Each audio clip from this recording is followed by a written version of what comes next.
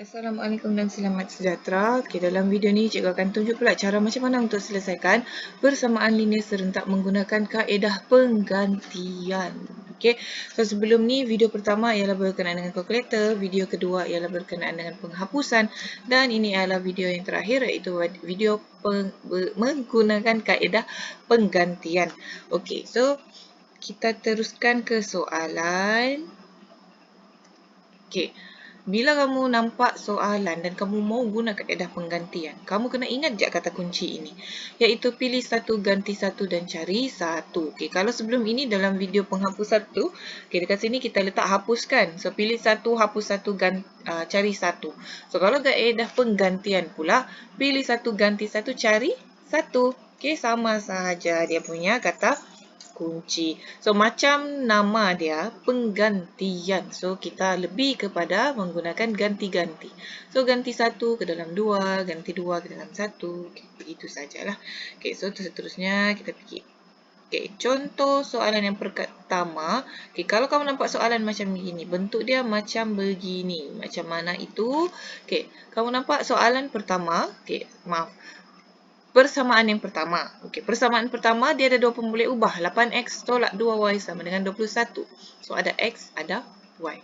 Kemudian persamaan yang kedua dia bagi y sama dengan negatif 1/2. Kalau tengok dekat sini dia tiada x kan. Dia bagi nilai y sahaja. Maka soalan ini sangatlah sesuai kamu guna kaedah penggantian. Kalau penghapusan tu tidak sesuai lah. Guna kaedah penggantian. So, kamu terus pilih, terus masuk dekat kaedah ganti. Ganti satu. So, dia tiada sudah, yang kata kunci pertama tu dia tidak apply. Sebab kamu terus ganti saja. Ganti nilai y ini ke dalam x. Gantikan 2 ke dalam 1. So, maksudnya gantikan y sama dengan negatif 1/2 ini ke dalam sini. Y ini. Jadi, 8x tolak 2. Y kan? Sama dengan 21. Y tu kita tidak tulis sudah y. Kita ganti nilai dia dengan negatif 1/2. Kemudian, barulah kamu selesaikan. Kamu akan dapat 8x tambah 1 sama dengan 21. 8x sama dengan 20 sebab tolak 1. Jadi x itu kamu akan dapat 20/8. Kamu kecilkan x itu kamu akan dapat 5/2. 5/2. Maka x sama dengan 5/2 dan y sama dengan negatif 1. Dan y sama dengan negatif 1/2. Kamu tidak perlu cari sudah nilai y itu berapa. Sebab di sini dia sudah bagi nilai y itu sama dengan negatif 1/2. Boleh. So, soalan yang begini, bila dia bagi nilai satu pemboleh ubah tu, siap-siap dia sudah bagi, maksudnya kamu tinggal ganti masuk saja. So, kaedah soalan ni sangat sesuai guna kaedah penggantian. Contoh seterusnya. Kalau tadi dia bagi soalan y sama dengan negatif 1/2. Dia bagi terus nilai itu berapa, nilai y itu berapa. Kalau kamu tengok soalan ini pula, dia bagi juga y sama dengan 3x tambah 1. Cuma sekarang, dia ada satu lagi pemboleh ubah, 3x. Apa kamu kena buat? Kamu tetap kena ganti masuk. Ganti masuk. 2x. Kita anggap ini adalah persamaan pertama dan ini adalah persamaan kedua. Jadi, kita akan ganti 1. Yang ini ke dalam 2.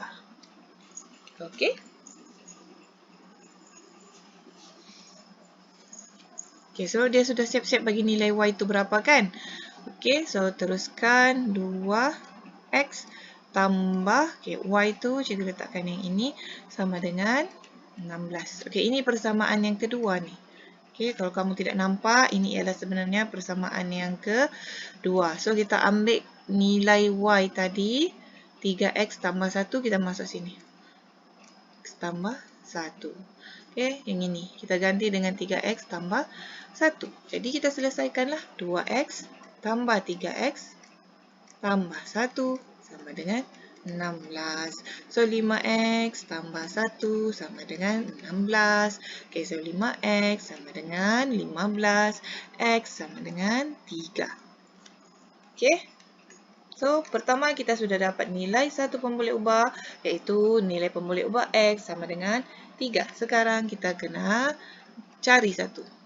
Okey, cari satu. Cari apa? Cari nilai Y berapa. Okey, so kita ganti masuk nilai X sama dengan 3 ke dalam persamaan 1 ataupun 2. Okey, cikgu pilih persamaan yang paling ringkas, iaitu Y sama dengan 3X tambah dengan 1. Jadi, X ini kita akan gantikan dengan nilai 3. Y sama dengan 3 darab dengan 3 tambah 1. Maka Y sama dengan 10.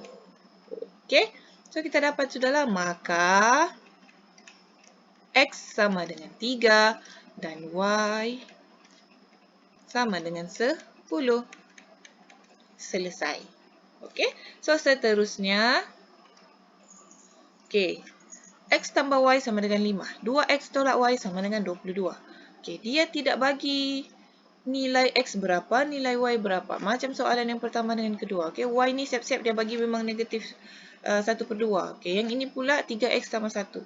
Kalau ini tiada. So, maksudnya di sini kamu kena buat perkara rumus lah. Kamu ingatkan yang tadi tu, cikgu cakap pilih satu, ganti satu, cari satu. So, sekarang kamu kena pilih satu. Kamu mau pilih satu apa? Persamaan pertama ataupun persamaan kedua? Okey, kamu mau pilih perkara rumus tu daripada persamaan satu atau persamaan dua? Okey. Tips dia, kamu mesti pilih persamaan yang ringkas lah. Okey, antara 1 dengan 2, persamaan 1 itu yang paling ringkas. Jadi, daripada persamaan 1, X tambah Y sama dengan 5. Okey, kamu tentukan juga di sini, siapa yang kamu mau jadikan perkara rumus? X kah ataupun Y? So, kalau X, okey, X sama dengan 5 tolak Y. Okey, so dia sudah jadi macam yang tadi. Okey, sendirian. Lepas tu nilai X itu berapa.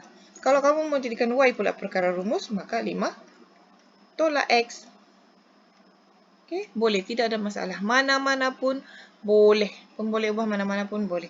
Okey, so sekarang cikgu akan pilih ini ya. Okey, X sama dengan 5Y. Okey, jadi ini kita anggap persamaan ketiga. Okey, kita sudah pilih satu. Sekarang kita kena ganti satu. Ganti nilai X ini ke dalam persamaan 2. Jangan pula kamu ganti persamaan 1. Sebab persamaan 3 ni asalnya persamaan 1. Okey, jadi jangan pilih 1. Kena ganti masuk dalam 2. Okey, jadi ganti 3 ke dalam 2. Okey, so gantikan. So, persamaan kedua tu ialah 2X tolak Y sama dengan 22. X tadi ialah 5 tolak Y. So, 2, okey, kurungan tolak Y sama dengan 22. Okey, kita ganti masuk nilai X tu. Okay, nilai X ialah 5 tolak Y. Okey, so kita darab masuk, kita akan dapat 10 tolak 2Y tolak Y sama dengan 22. Okey, jadi kita akan dapat negatif 3Y sama dengan 10 tolak 22 tinggallah 12. Okey, Y itu kamu akan dapat negatif 4. Pindah negatif 3, dia akan jadi bahagi kan. So, 12 bahagi dengan negatif 3, kamu akan dapat negatif 4. Okey, so kita sudah ganti satu. Sekarang tugas kita untuk cari satu. Cari apa? Cari nilai X. Okey, so kita guna juga Y sama dengan negatif 4 ini. Kita gantikan masuk ke dalam persamaan 1 ataupun 2. Okey, 3 pun tidak ada masalah. Okey, jadi kalau kamu mau pilih persamaan yang ketiga, okey, persamaan ketiga ialah X sama dengan 5 tolak Y. Okey, so tadi kita punya Y ialah negatif 4. Jadi kita ganti di sini. Dia akan jadi X sama dengan 5 tolak negatif 4. Maka X sama dengan 9. Okey, selesai. Maka X sama dengan 9 dan Y sama dengan negatif 4. Selesai bagi soalan contoh yang ketiga. Okay. So, macam mana pula kalau kita nampak soalan macam ni. Okay, ini pun sebenarnya sama juga tapi cikgu mau guna soalan inilah. Okay, so kita kena pilih satu dahulu.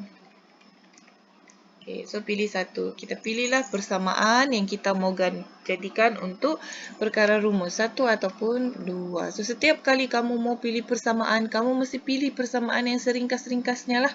Okay, kalau tidak ada pilihan, sebab kalau tengok dua-dua ni pun lebih kurang sama, kamu pilih jalan mana satu yang kamu rasa mau guna. Okay, kalau cikgu pilih satu sebab kalau ada negatif ni, cikgu mau elakkan betul-betul mau elak lah kalau ada negatif ni. So, ambil persamaan 1.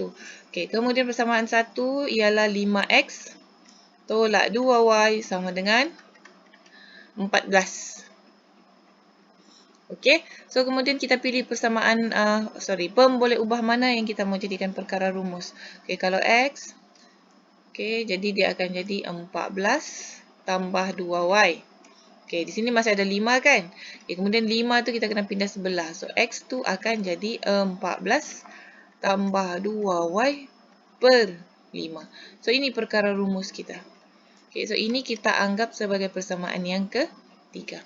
So, sekarang kita kena ganti. Ganti satu kan? So, maksudnya kita akan gantikan persamaan 3 ini ke dalam persamaan 2. Okay. Tak boleh masuk dalam satu ya, tidak boleh sebab persamaan 3 ini asalnya ialah persamaan 1. Jadi kena masuk dalam 2. So gantikan 3 okay, ke dalam 2. Okay, bila kita ganti masuk negatif 2, okay, cikgu letak kurungan sahaja dulu. Tambah 4Y sama dengan negatif 8. Okay.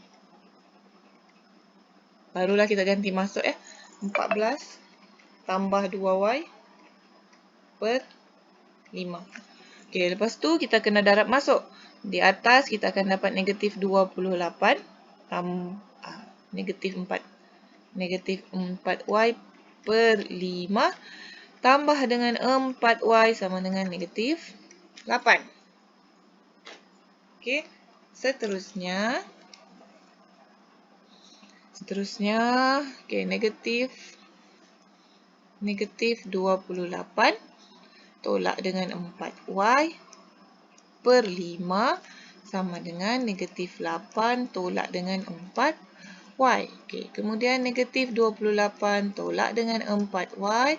Okay, 5. Okay, sebab kita pindah ke sebelah ya, darab dengan negatif 8, negatif 4Y. Okay, so negatif 28 tolak 4Y sama dengan negatif 40, negatif 20Y. Okay, so kita susunlah yang mana salah rumah tu, kita hantar balik pergi rumah dia. Okay, so negatif 4Y tambah 20Y sama dengan negatif 40 tambah dengan 28. So, sini kita akan dapat 16Y sama dengan negatif 40 sama dengan negatif 12. Okay, so Y sama dengan negatif 12 per 16, maka Y sama dengan negatif 3 per 4. Okay.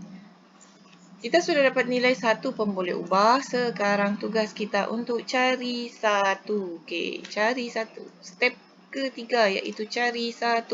Cari apa? Kita kena cari nilai X sama dengan berapa. Okay, so macam biasa kita kena ganti masuk. Okay, ganti masuk apa? Ganti masuk ni. Ke dalam persamaan 1, 2 ataupun 3. So, kita pilihlah persamaan 3 ya. Okay, sama dengan 14 tambah 2. Okay, Y kan? Okay, per dengan 5. Okay, so baru cikgu masukkan nilai Y ialah negatif 3 per 4. Okay, so X sama dengan 14. Tambahkan ni, tolak dengan 6 per 4, dapatlah 3 per 2 per dengan 5. Okay, so tekan kalkulator lah. Ni kalkulator. 14 tolak dengan 3 per 2. Okay, dapat 25 per 2. Okay, so macam tadi, macam dalam kaedah penghapusan, so 25 per 2, 25 per 2 bahagi dengan 5. Okay, ni lagi. Nak bahagi lagi dengan 5, kamu akan dapat 5 per 2. Maka X sama dengan 5 per 2. Okay, maka nilai X sama dengan 5 per 2 dan Y sama dengan negatif 3 per 4. Okay. Rasanya setakat itu saja. Okay, untuk video ini. Okay, selesai.